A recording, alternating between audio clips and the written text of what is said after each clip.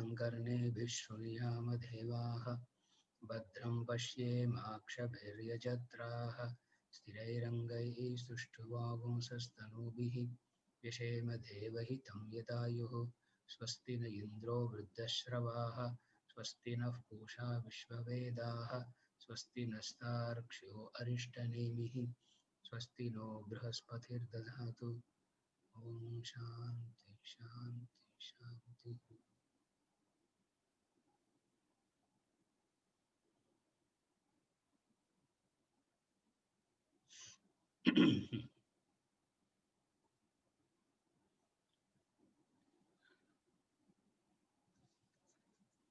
'Finished up to mantra 17.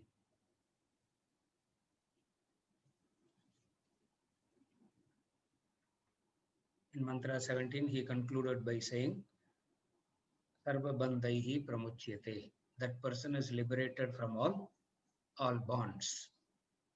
Whoever has realized that Brahman, I am, is free from the bonds. This is verse number mantra 17. Now we move on to mantra 18. Mantra 18.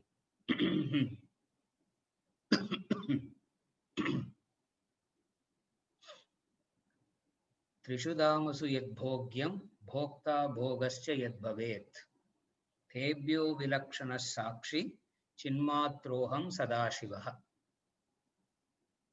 Mantra 18 says, त्रिषु धामसु यद्भोग्यं भोक्ता भोगश्च यद्भवेत् तेभ्यो विलक्षणः साक्षी चिन्मात्रोऽहं सदाशिवः. Whatever in the three states is the object of enjoyment, enjoyer and enjoyment, distinct from them I am, witness, pure consciousness and ever auspicious. Whatever in the three states is the object of enjoyment, the enjoyer and enjoyment, distinct from them I am, Sakshi Chinmatraha Sadashivaha. Sadashivaha is ever auspicious, Chinmatraha pure consciousness, Sakshi witness. So, a person who has realized the state of Brahman, what Mundaka Upanishad calls as Brahmanishta, the one who is established in Brahman, what does he say? He says that three things are different and I have nothing to do with it. What are the three? Bhogyam, Bhokta, Bhoga. Bhogyam is the object. Bhokta, the subject. Bhoga is the subject and object coming together. So the subject, the object, the subject and object getting together, forming an experience. So from these three words only we go on elaborating. In all other classes we elaborate. Karta, Karanam, Karma, Bhokta, the three. Where does the three come from? The three he explains in Kaivalya Upanishad here. In the three words, Bhokta, Bhoga and Bhogyam. Now, what is these three?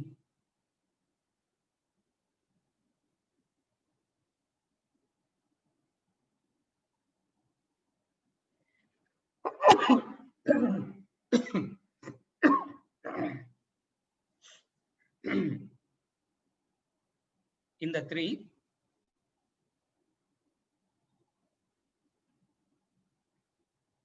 Bhokta, the subject, Bhogyam, the object, Bhogaha, the instrument of experience.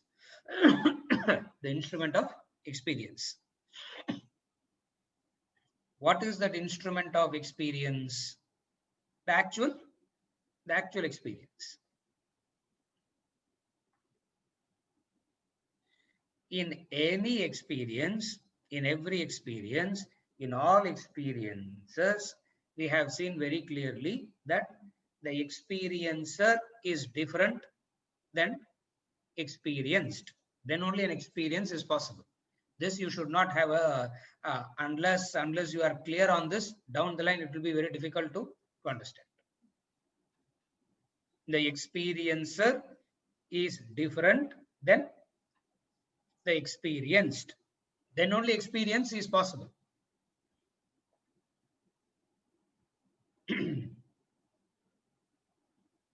So, experience has three: the subject, the object, the instrument of experience. When we say instrument, means the very experience itself.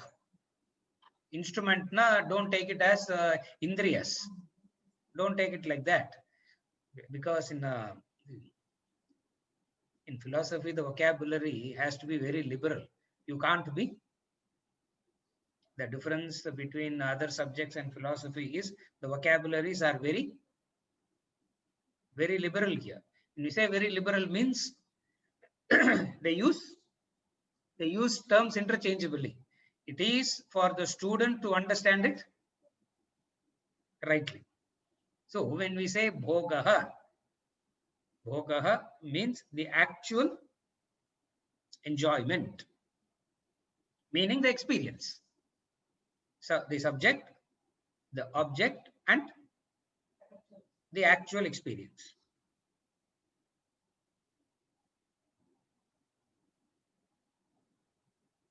The question is, the question is,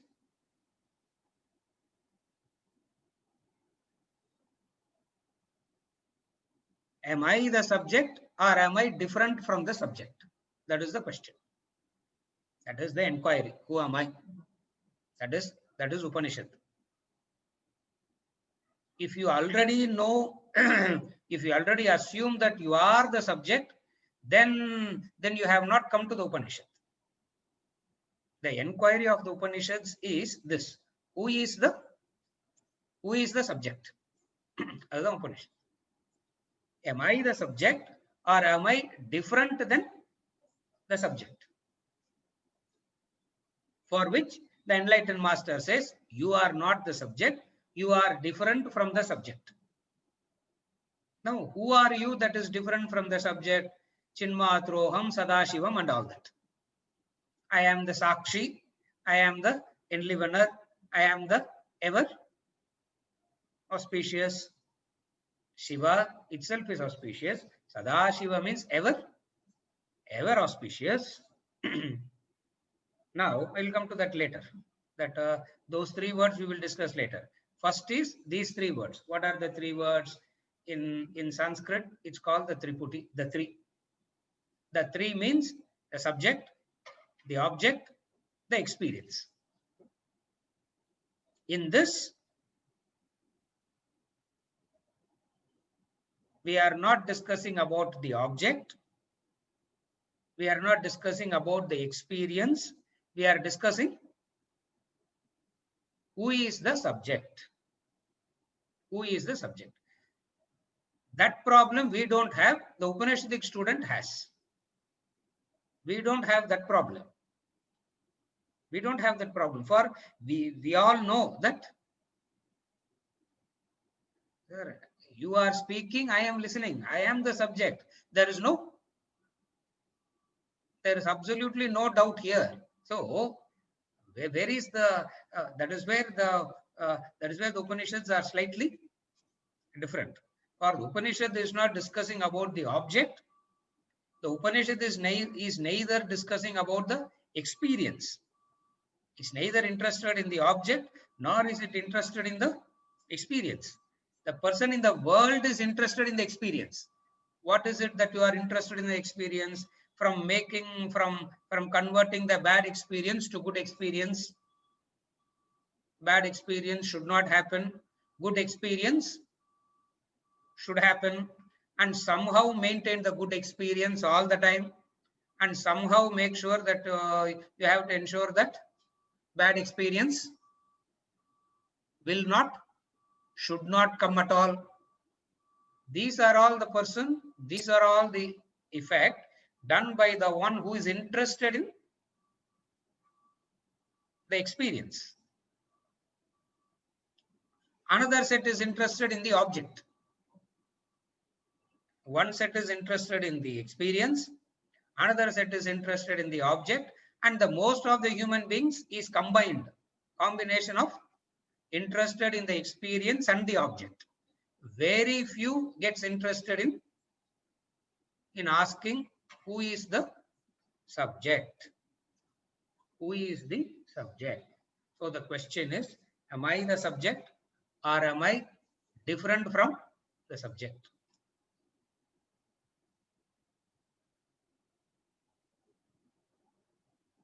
Am I the subject or am I different from the subject? That is very clear, sir. We are the self. Avladha. Even before the question, we know the answer. Yeah. And all the group discussion la romba kashtam ukkararadu. Why it is so difficult to sit in a group discussion is because even before the question comes, you know the answer. No. So you become so agitated, you become so restless in a discussion group. Why? Because you know the answer. Question purilla, apra enga the answer varum. Question itself is not there, and whatsoever you have as an answer has no, and whatsoever you have as an answer has no meaning, because you don't even have the question. When you don't even have the question, what can there be how can there be an answer? Are you able to follow? So what is the answer? Who is the subject is the question. What is the answer? I am inquiring about that is the answer. Who is the subject is the question, and what is the answer? I am inquiring about that becomes the answer. The guru who has enlightened says, you are not the subject. Subject will have a corresponding object. Subject will always coexist with the corresponding object. Yeah, then only subject object can be there. Only object is not possible. Only subject again is not possible. Subject coexist with the object, or the object coexist with the subject. Yeah. Or teacher na student. There has to be, teacher means there has to be a student. Husband na, there has to be a wife. Wife na, there has to be a husband. Male, there has to be a, so the subject must have a corresponding, the subject must have a corresponding object, then only an experience is possible.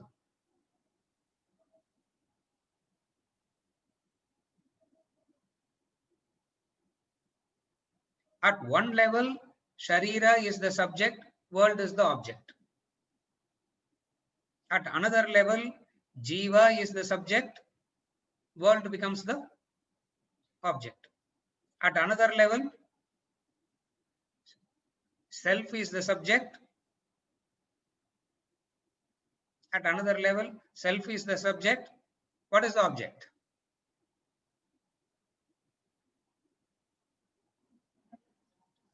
There is no object there. There cannot be an object for the self. There, the subject object, where the subject object distinction don't exist. For the Sharira, for the waker, the waking world. For the dreamer, the dream world. For the deep sleeper, deep sleep, the world of deep sleep. See, waker ko world irundha, waker ko or world irukku. What is the waker world made up of? Experience. What is the experience of the waker? What is the experience of the waker? All experiences of the waker boils down to only two, Sukha or Dukkha. So what is the experience of the waker? Joy, sorrow, harm, all boils down to fundamental two. What is it? Sukha, Dukkha. Dreamer, his world. What does he experience? Same Sukha and Dukkha. So what is the deep sleeper experience? Absence. In his loka, there is nothing. So experiencing nothingness, subject, the deep sleeper, the subject, experiences, contacts the world of nothingness, thereby experiencing nothingness. The dreamer contacts the world of dream world, experiencing Sukha and Dukkha. The waker contacts the waking world, experiencing Sukha and Dukkha.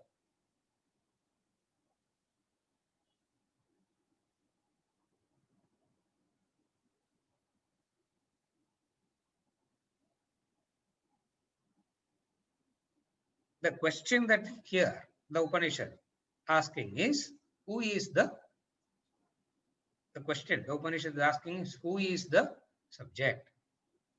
In the waking world, the waker appears to be the subject. In the dream world, the dreamer appears to be the subject. In the deep sleep, the sleeper appears to be the deep sleeper. Sleeper, not deep sleeper. The deep sleeper appears to be the subject. It is all appearance. It is all appearances. Why we why we call it as an appearance? Because the reality is there is the self. The reality is there is the self. That self is not known, experienced, and what is experienced? The misrepresentation, superimposed subject. What is a superimposed subject? Waker, dreamer, deep sleeper is a superimposed subject in the respective experiences. A person who has attained this self-realization, God realization, he says Sadashivaha. Sadashivaha, another Mahavakya. Vella Mahavakya, name கிடையாது. Sadashiva is another Mahavakya. Aham Sadashivaha. Yeah. Aham Sadashivaha.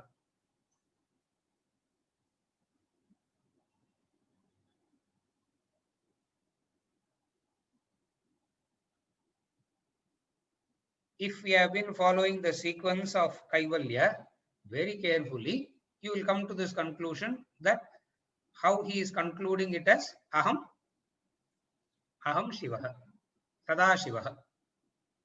Shivoham, they say, no, another Mahavakya. Shivoham, all these are Mahavakyas. Shivoham is a Mahavakya. Shivoham is nothing but Aham Shivaha. Shiva here is not reference to Lord Shiva of the Trimurti, not that Shiva. Shiva here represents the auspiciousness. Who is the subject? He says, distinct from these three, I am. What is the distinction? I have nothing to do with the subject. I have nothing to do with the object. Neither I have to do anything with the experience. So to understand experience, he categorizes them as three. But the conclusion is what? I have nothing to do with the subject, the object, the experience. Then who am I? Sakshi. Sakshi. Sakshi means a disinterested witness. Sakshi means a disinterested witness. Some Sanskrit words are non-translatable. Yeah. Translate பண்ண முடியாது. You can't, or you have to give a long lecture to explain that one word. The word Sakshi, the word Shraddha, the word Sakshi, the word Shraddha, the word Titiksha. Some of these words are very difficult to give an English equivalent. So we keep using the same Sanskrit word. It's and just get used to that word. That's all. What is it? Sakshi. And what is Sakshi means?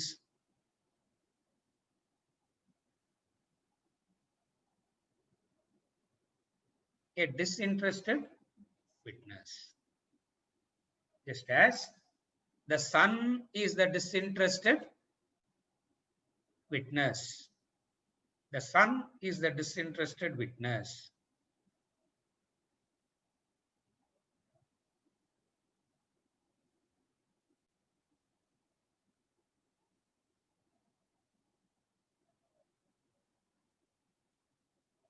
Sakshi, witnessing what? The moment we talk about witnessing,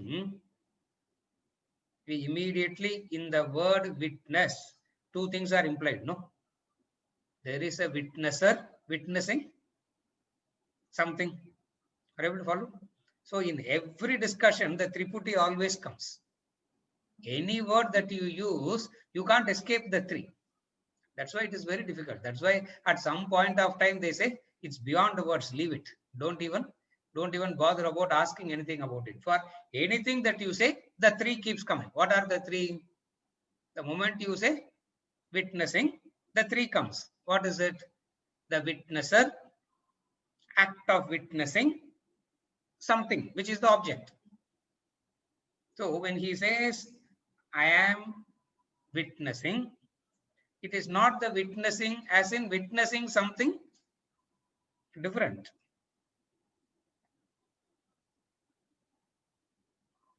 Witnessing is a disconnect from what is happening.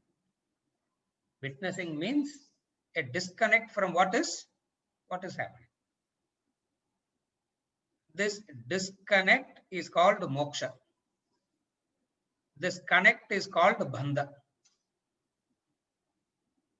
The connect vechikite irundha bandha. If you disconnect, it is called moksha, liberation. Liberation again from what? From the bandha. Liberation again from what? From the bandha. Are you able to follow? So, what is it that he is witnessing? Not witnessing as an action of something. Whatsoever happens, there is a disconnect from that. That is witnessing. Like watching a movie. When you watch a movie, you are disconnected from what is happening. You are disconnected from what is happening. When there is a humor, you laugh. When there is a fight, yeah, maybe you are also fighting mentally, we don't know. Yeah. When there is a romance, you love. When there is a pain, you go through the pain. But in and through all that, you understand that you have nothing to do with any of that. That is Sakshi. That is what Sakshi means. As you are recognizing what is happening, you understand that you have nothing to do with it. That is being Sakshi. That is why watching a movie becomes an example. Nataka Deepa Prakarana. Nataka Deepa Prakarana is the example given by Vidyaranya. Light on the stage. But then we immediately will say, but a light has no life. No, sir. We all have life. Light has no life. What it means is you experience it, but then you understand that you have nothing to do with it.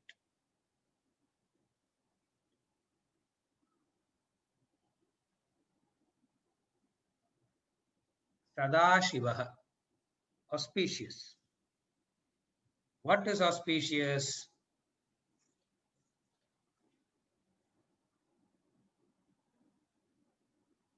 Sadashivaha. If you remember, we said from mantra 17 to 21, indicative definitions of Brahman will come. Some every mantra will keep giving some indicative definitions. The indicative definitions that is given in this mantra is Sadashivaha, Chinmatraha, and Sakshi. What is Brahman? Chinmatra, Sakshi, Sadashiva. And what is Sadashiva? Ever auspicious.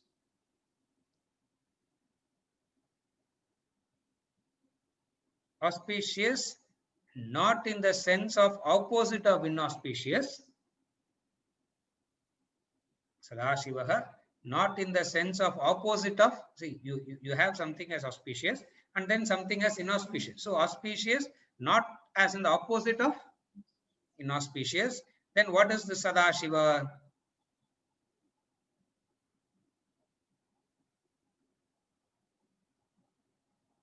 The essential nature of the jiva is the self, and that self is always pure. The essential nature of the jiva is Brahman, and that Brahman is always pure. So even when it looks like it is tainted by vasanas, the mala, the dirt and all that is there, self is pure. It is not that the self has become impure and the self is going to become pure. Sadashiva remains ever pure. Somewhere they will say Nirmala, now he is saying Sadashiva. Maybe the Kaivalya Upanishad Guru has some affinity to deity Shiva. So he keeps using the word Shiva a lot. But what it means is the purity, the ever auspicious. And Chinmatroham, Chinmatram.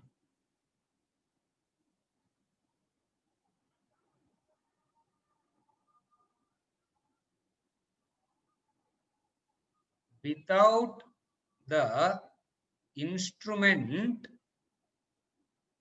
your awareness requires an instrument.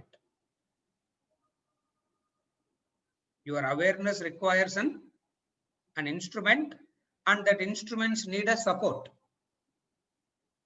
The eyes see, but the eyes to see needs the support of the light. So you have an instrument, and that instrument needs a support for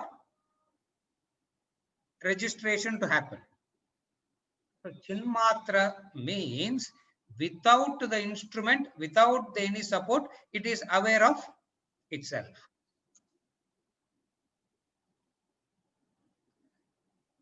In the discussion of Pona Upanishads will start slightly uninteresting, boring.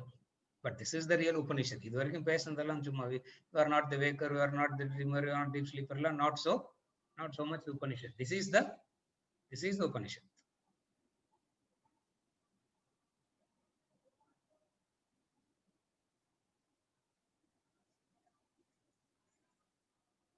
Chinmatra means without the need for a consciousness, without the need of an instrument. Without the need of an instrument. Meaning, all other experiences need an instrument and a support. Eyes needs light to see. Yeah.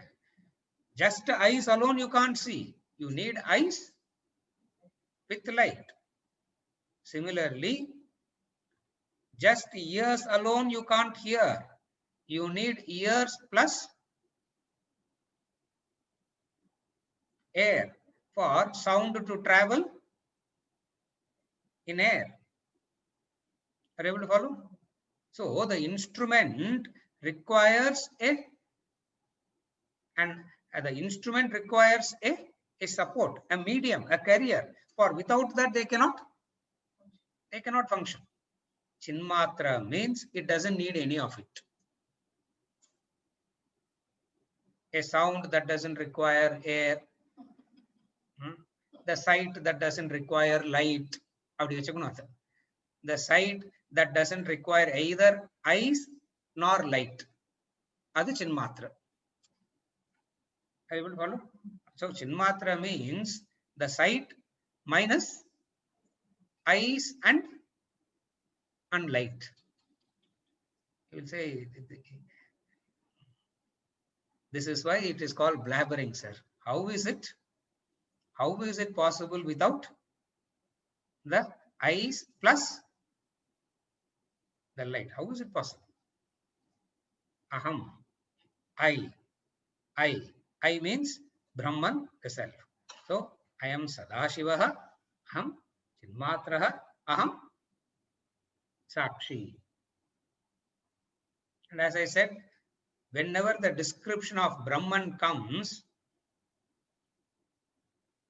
we will go through that very fast. There is nothing much to explain in that.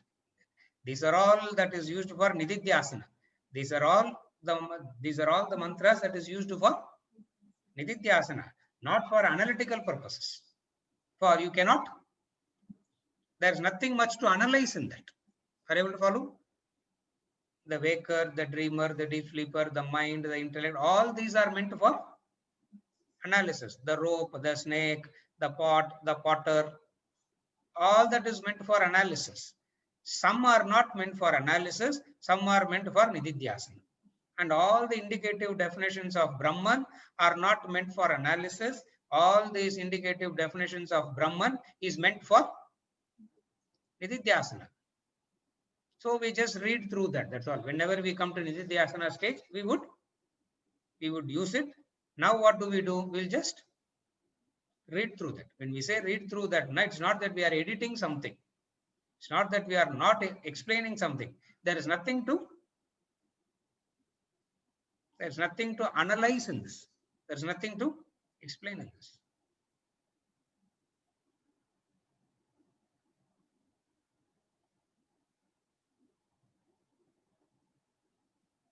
In the Nirvana Shadakam, Atma Shadakam, he says, Name Dvesha Ragau, Name Lobhamogau, Mado Naiva Me Naiva Matsarya, Bhavaha, Na Dharmo Na Charto Na Kamo, Na Mokshaha, Chidananda Rupaha, Shivoham, the Mahavakya. Chidananda Rupaha, Shivoham.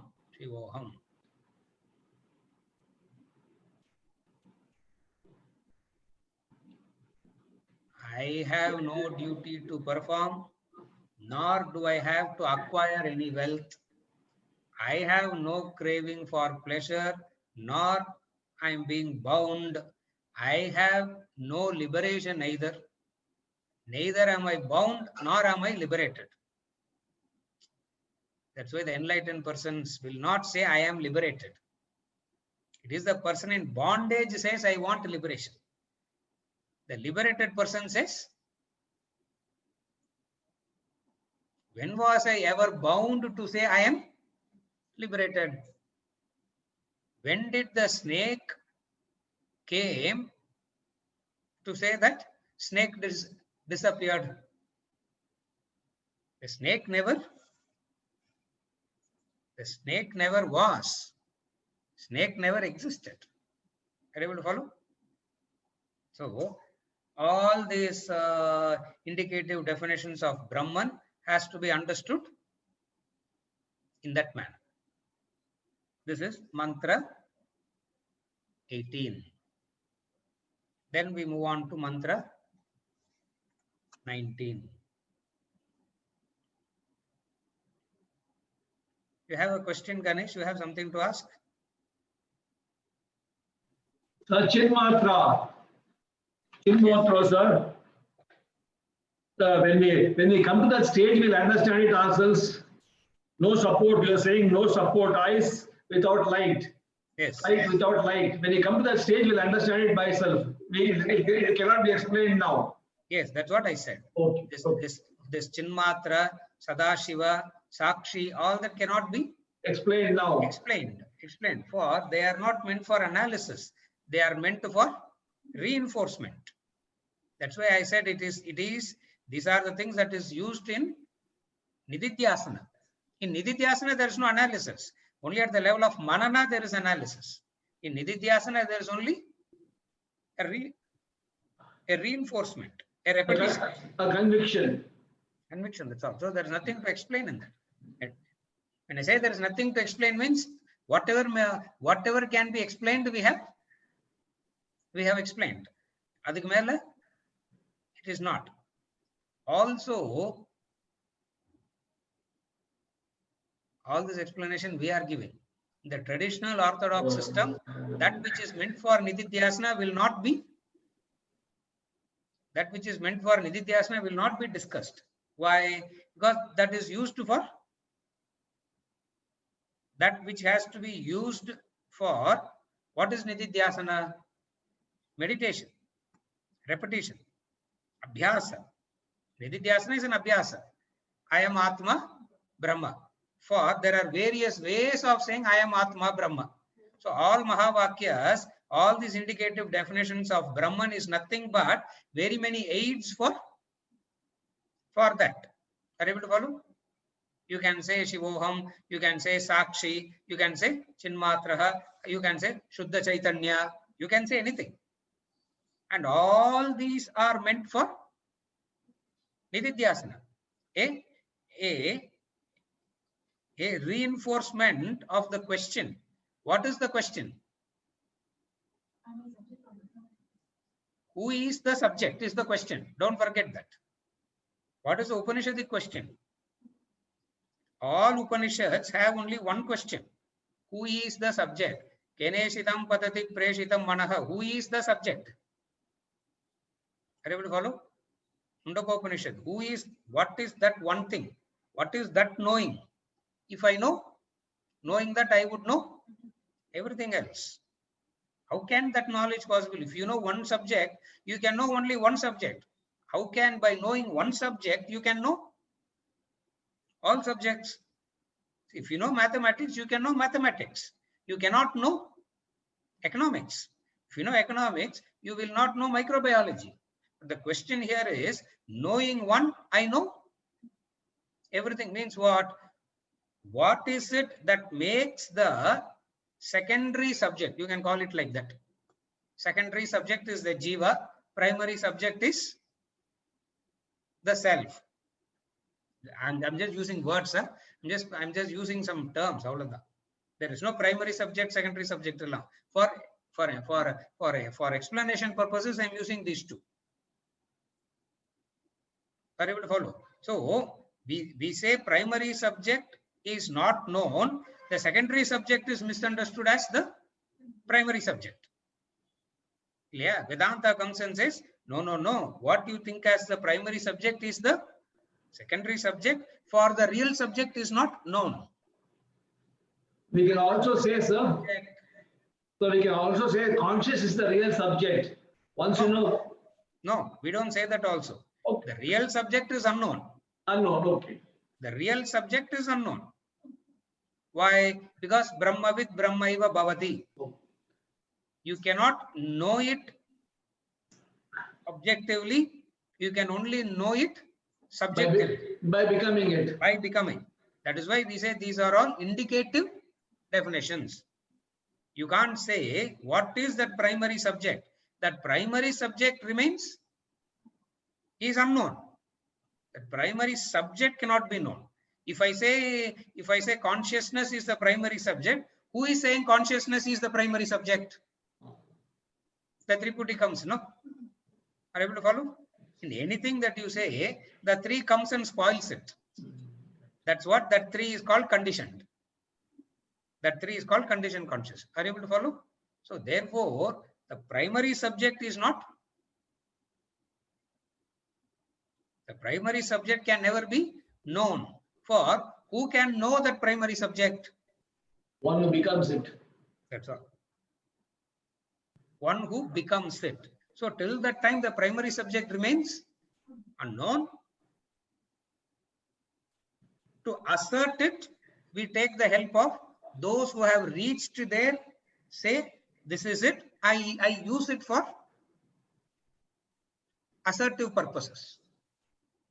I use it for assertive purpose. Are you able to follow? I use it. That's called nididhyasana. Are you able to follow? That's called nididhyasana. Is it okay? Mantra 19. Another beautiful mantra.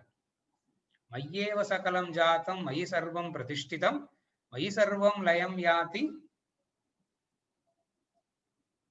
tad brahmadvayamasmyaham. Full Mahavakyasana, this Kaivalya. Mayyeva sakalam jatam, mayi sarvam pratishtitam, mayi sarvam layam yanti, tad brahma advayam ahamasmi. From me alone all has risen, in me all exist, in me all dissolves. That non-dual Brahman am I. I am. I am that non-dual Brahman. Mahavakya again. Tad Brahmaham, Tad Brahma Aham Asmi. Aham Brahmasmi. Ade mati varum avladhan. See this Tattvamasi Aham Brahmasmi will keep just it keeps changing, but so inspiring, so nice to hear when he is repeating the Mahavakya. From me alone all has risen. Everything is born out of me. Everything is born out of me. Everything exists in me. And all layam, dissolution. Creation, maintenance, dissolution. Creation, sustenance, dissolution. I create the snake. I maintain the snake. I dissolve the snake. Yaar solranga da? Who's saying that? I create the snake. I maintain the snake. I dissolve the snake dissolves in me. The snake comes out of me. The snake is maintained by me. The snake dissolves back in me. Who says that? The rope says that. The rope is saying that. Imagine rope talking about the snake. Imagine that. Imagine the rope talking about the snake. As the enlightened master talking about the world. If the rope were to talk about the snake, what will the rope say? What will the rope say?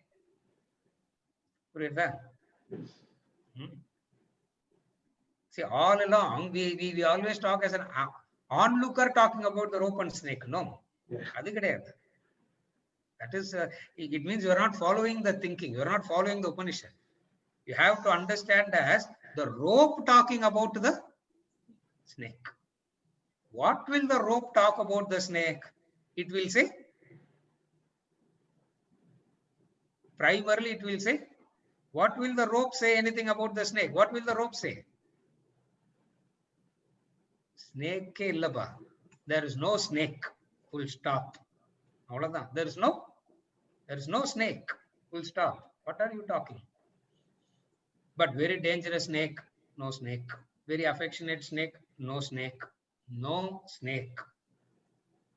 But then rope, out of its compassion, agrees that there is a snake. Yeah, it's coming down. Imagine that.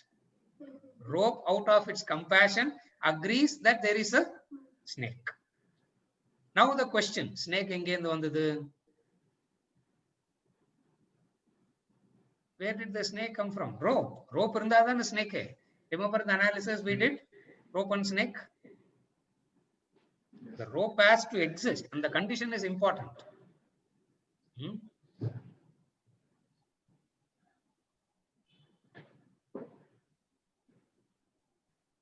Brahman talking as it were.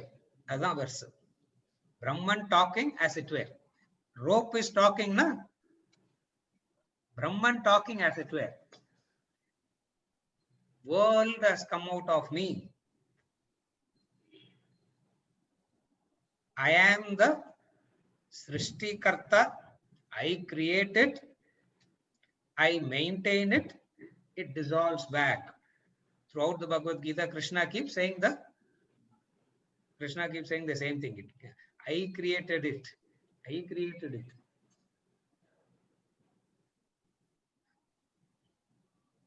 I created it means I can dissolve it also, no? Correct. I na, who's that I? Primary subject or secondary subject? When you say I created it, you take it as the secondary subject, you misunderstand it as a primary subject and say I created. When they say I created, who's the I here? The primary subject. Are you able to follow? Mayyeva sakalam jatam.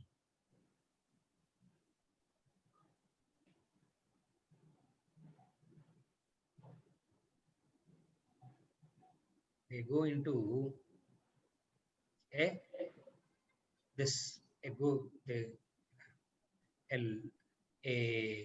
whole lot of an elaborate commentary goes on these mantras on explaining how the superimposition has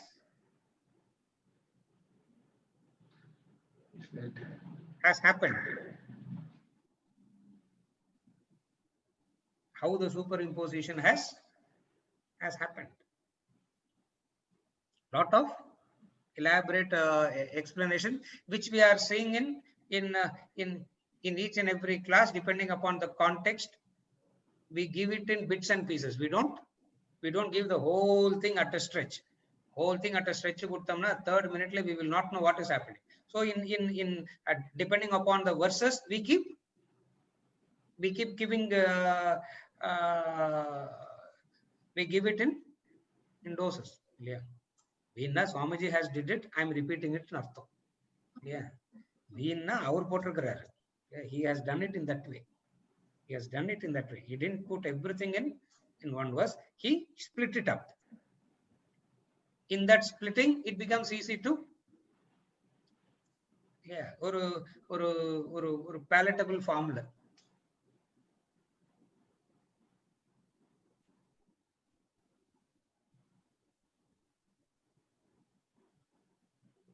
Primary subject is the water.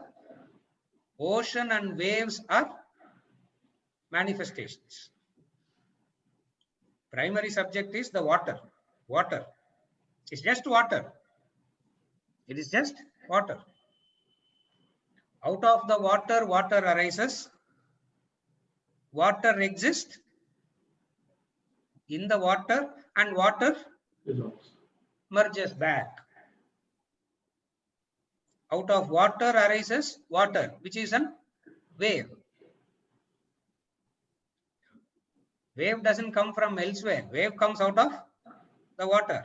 Even when it is appearing as a wave, that wave is nothing but water. Even when it is appearing as a wave, the wave is nothing but a water.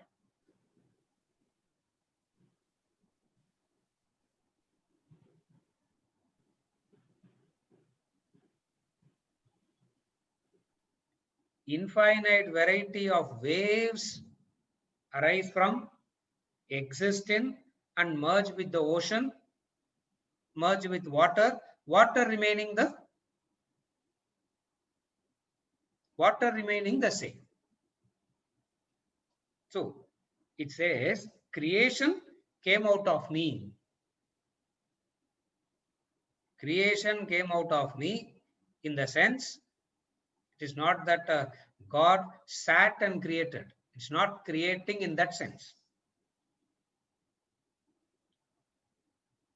the existence of the rope is the cause for the snake to be created. The existence of the rope is the cause for the snake to be created. In that sense, rope is the creator. Are you able to follow? It's very, very, otherwise we think creator means creating as in how something is created.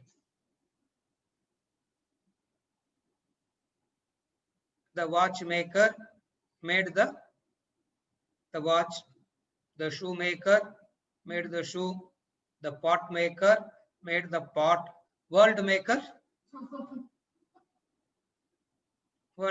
made the world.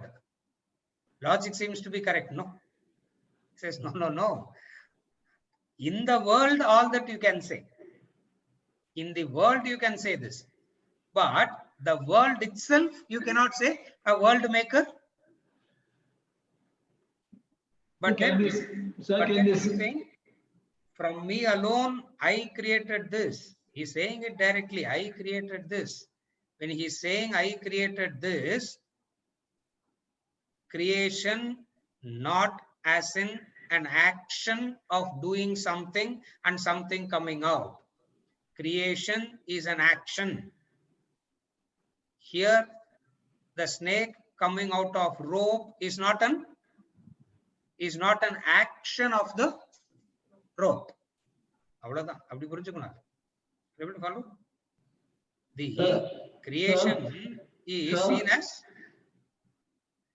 whenever they talk about creation, you always understand creation as an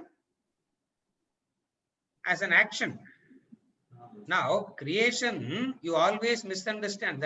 That's why in the previous mantra, when I discussed, I said, any word you use, you have to bring the triputi.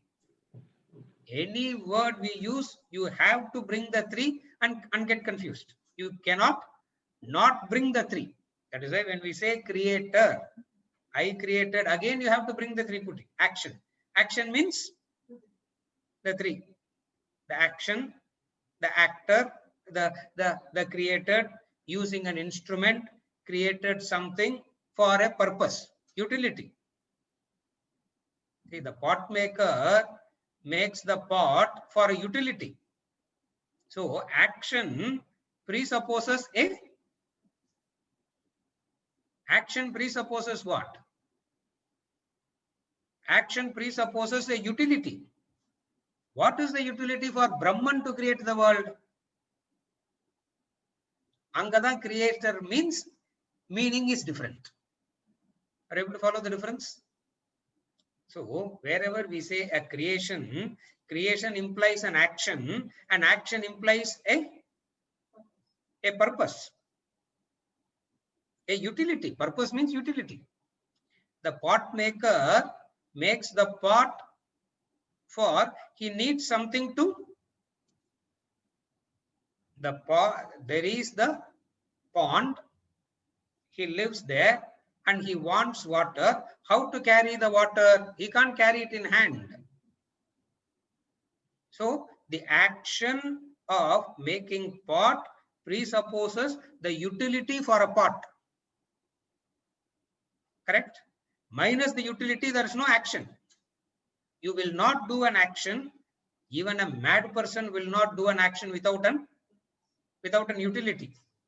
For all actions presupposes a utility. Are you okay till now? Okay. What is the utility of creation then? God got bored and he created. God wanted some activity, he wanted some entertainment, so he created. So here creation is the very existence is the cause for something to come out of it. The very existence of the rope, the very existence of the rope. In no way rope is responsible from one angle, rope is not responsible. In another angle, rope is responsible. So whenever we talk about creation, we discuss it from that angle. Yeah. இந்த மாதிரி analytical ability ஒரு vague subject analyze பண்ணும்போது புத்தி becomes, intellect becomes sharp. Intellect is sharp only when you are discussing concepts like this. Are you able to follow? So when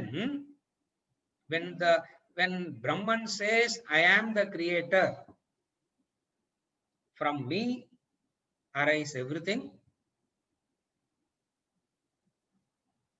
in me all exist. Okay, I created out of myself. I created out of myself.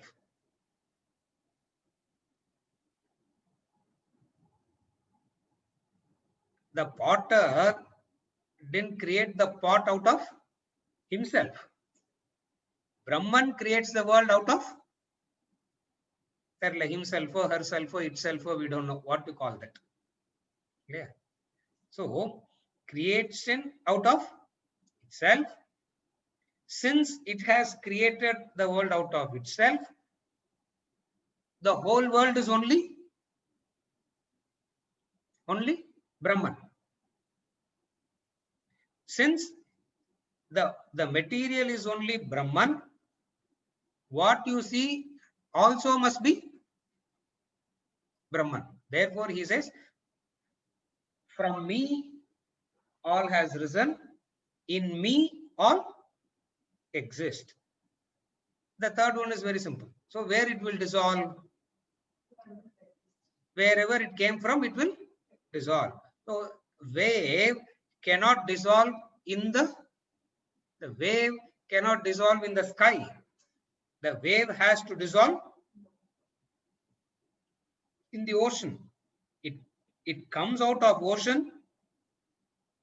It exists as a separate entity, but still ocean only, and dissolves back into the ocean.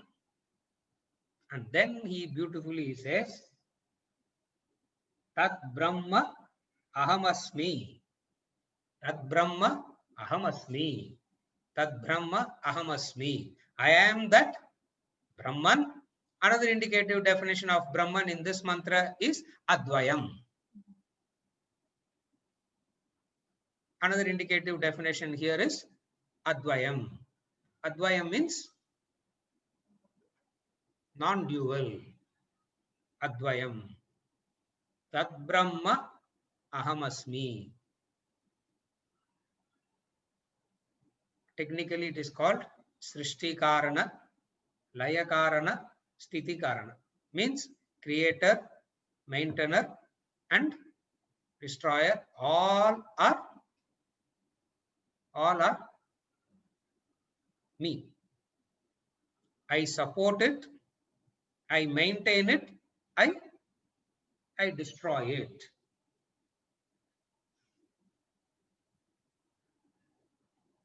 If creation is not an action, what do you understand? Again, maintenance is also not an action. Destruction is also not an action. If one you have understood it as not an action, other two is also implied. Everything you don't have to explain. Are you able to follow? Creation is not an action.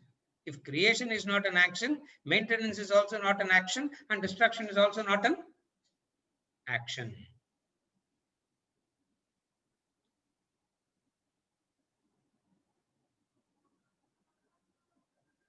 The waker says, dream came out of me. The waker can say that, no? After waking up, the dream arose in me, existed in me, and who swallowed that? Who destroyed that? The waker. As a dreamer, he will not be able to understand that. Who can say that the dream arose out of me? Every aspect of the dream was, each and every fiber in the dream was me, and then the whole thing folded back in me.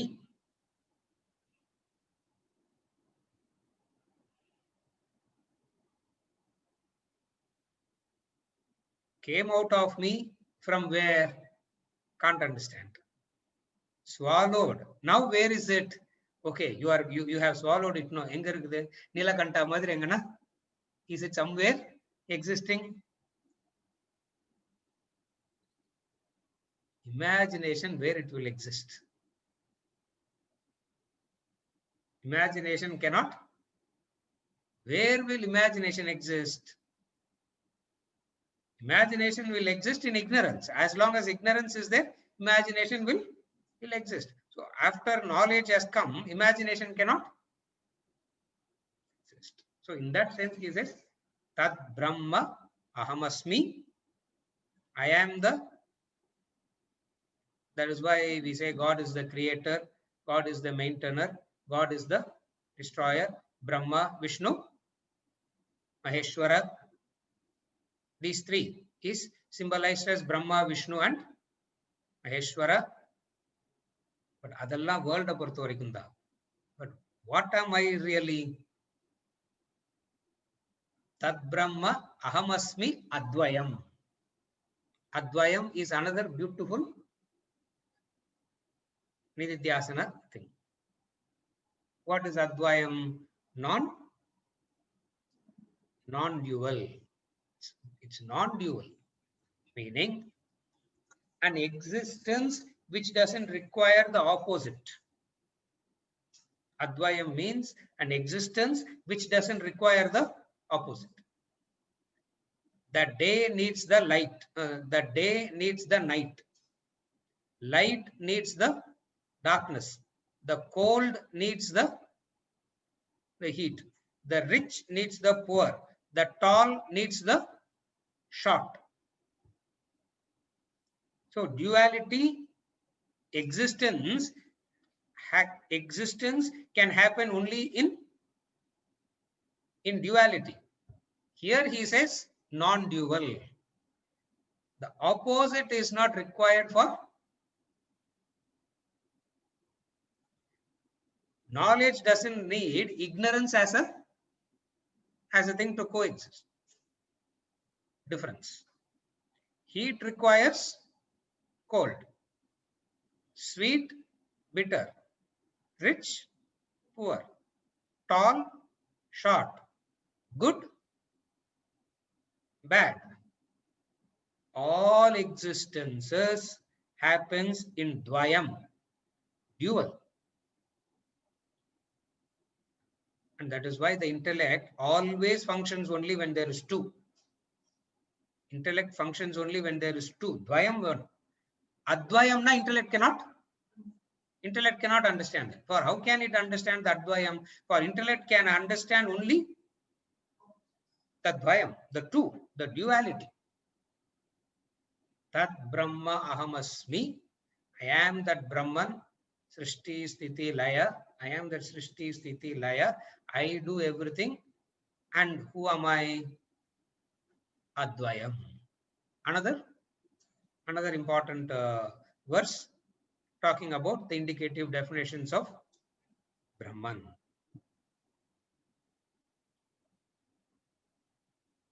The beauty is the Guru is declaring Aham Brahma. Very rarely you see a Guru declaring that. Kaivalya Upanishad, you find the Guru declaring Aham. That Brahman I am. That Brahman I am. Pura Prokta Maya Naga. He is not saying that. He is saying I am that. He is saying I am that. I am that. And this will go on till 23. Yeah. This will go on till 23. He will continue. And these indicative definitions is what comprises the major portions of the Upanishads. If you take the Upanishadic mantras, the indicative definitions will be 70-80% of the Upanishad will be these indicative definitions. For it is meant for Nididhyasana student. You go to Bhagavad Gita, you go to Atma Bodha, you go to any other textbook, there will be lot lot of logic, reason, analysis, little bit of definitions of Brahman here and there. Are you able to follow? Upanishads will have only that. We have seen that. No, Kena Upanishad has only that. Isavasya has only that. Mundaka has only that. Kaivalya here is having only this. This is mantra 19. Next class, I will continue with mantra 20. As I said, idella seekram poidum, I said in the beginning itself. The same thing will happen in Atma Bodha also. See, once he goes into the frequency of I am this, I am this, I am this, he will go in Atma Bodha also, he goes. And the verses vandaka, in one session we can finish 5-6 verses we can finish in one session. Aham nirvikalpo nirakara rupaha. He keeps saying that also. Nirguno nishkriyo nityo nityakalpo niranjanaha nirvikaro nirakaro. Now what is there to say in all that? You can just keep reading the definitions and keep going. For this is meant for, these are all not meant for analysis. Don't sit and analyze in this. These are all meant for nididhyasana. These are all meant for contemplation, not analysis, contemplation. Seriya? Is it okay? With this I conclude. Next class we continue with mantra 20.